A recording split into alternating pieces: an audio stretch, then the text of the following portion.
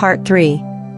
Section 1. Man's Vocation, Life in the Spirit. Chapter 1. The Dignity of the Human Person.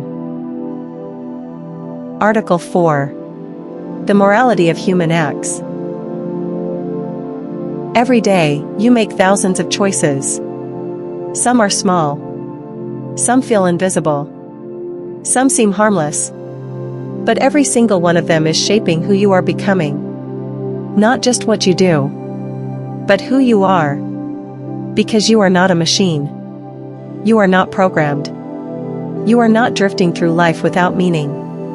You are a person. And your actions are moral acts. Freedom makes man a moral subject. Freedom is not just the ability to choose. Freedom is power. Freedom is responsibility. Freedom is dignity. When you act deliberately, when you choose with awareness, you become, in a spiritual sense, the father of your own actions. This means your life is not an accident. Your choices are not meaningless. Your actions belong to you. And because they belong to you, they can be judged. They can be called good or evil. That may sound heavy, but it is actually incredibly hopeful. Because it means your life matters. Your decisions matter. Your direction matters. And change is always possible. 1. The sources of morality. The three foundations of moral action. Every moral action is built on three foundations. The Church calls these the sources of morality. They are the object chosen, the intention or end in view, the circumstances. These are not just theological ideas. These are real-life tests. For every choice you and I make. Let's walk through them together. The object chosen. The object is simple. It is what you choose to do. It is the action itself. It is not the excuse. Not the emotion. Not the background. It is the core of the act. For example, telling the truth, good object. Stealing, bad object. Helping someone, good object. Lying, bad object. The mind recognizes what is truly good and what is not. This is written into the human heart. This is why your conscience speaks. Not to torture you, but to guide you. Because reason was given to you to recognize truth. The intention. Now we come to the intention. This is the why behind your action. It doesn't live in the world outside. It lives inside your heart.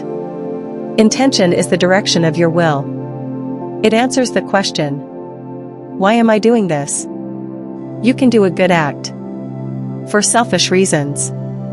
You can help someone only to be praised. You can serve someone only to gain power. But you can also serve out of love, out of compassion, out of devotion to God. And here is what makes this powerful. One intention can shape your entire life. Your daily choices can be guided by a single ultimate purpose: to love God, to serve others, to live in truth. This is the interior life. This is spirituality. This is where real holiness begins. The end does not justify the means. Here is one of the most important truths you will ever hear. A good intention does not make an evil act good. You cannot lie and call it love. You cannot destroy someone's reputation and call it justice. You cannot harm the innocent and claim it was for the greater good. The end does not justify the means. Evil does not become good just because your goal sounds noble. And this is where many people go astray. They say, I had good intentions. I meant well. I was trying to help. But God does not only look at intentions. He looks at truth. And at the same time, a bad intention can corrupt even a good action. You can give to the poor and still act in pride. You can serve and still seek glory.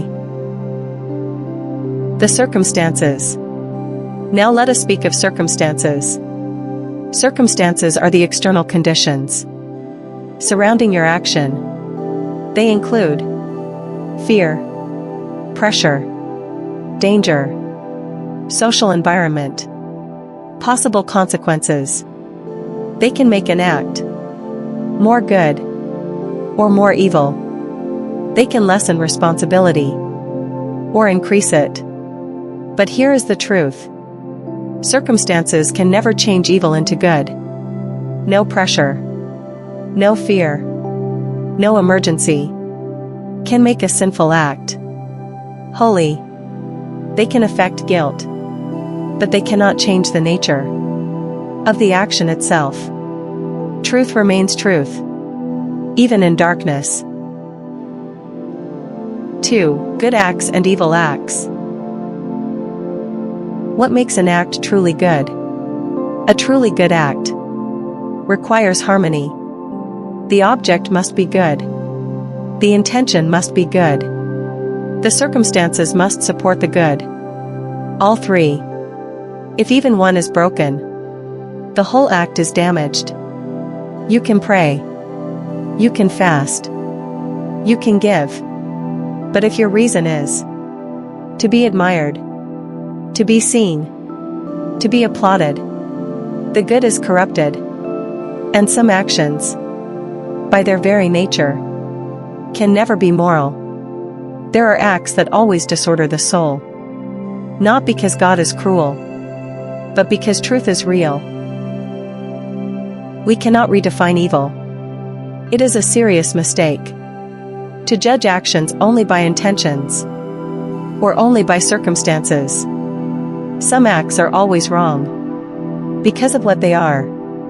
Blasphemy, perjury, murder, adultery. These are not just cultural ideas. They are acts that contradict the design of love. And here is the final, unshakable truth. You may never do evil so that good may result. Not even for a beautiful outcome. Not even for a powerful dream. Not even for survival. God never builds his kingdom on sin. In brief, the heart of moral life. 3 sources. Every moral act is formed by the object, the intention, the circumstances. This is the foundation of integrity. The will and truth. The object chosen reveals the quality of the will, because reason can recognize good and evil, and you were created to choose life. The end does not justify the means. No good intention can justify an evil act. The end never makes sin holy. Truth cannot be betrayed. For beauty, unity of goodness, a completely good action needs a good object, a good intention, and good circumstances. Together, always. Choose life, not evil. There are acts that should never be chosen. Not because you are weak, but because you are precious. You were not created for darkness. You were created for light. Final inspirational. Every day, you are writing your story. Not with ink, but with your choices. Your actions are shaping your soul. Your will is shaping your destiny. And God is never far away. He watches not to condemn, but to call you higher. Your life is not random. Your freedom is not empty. You were created to choose truth. You were created to choose love.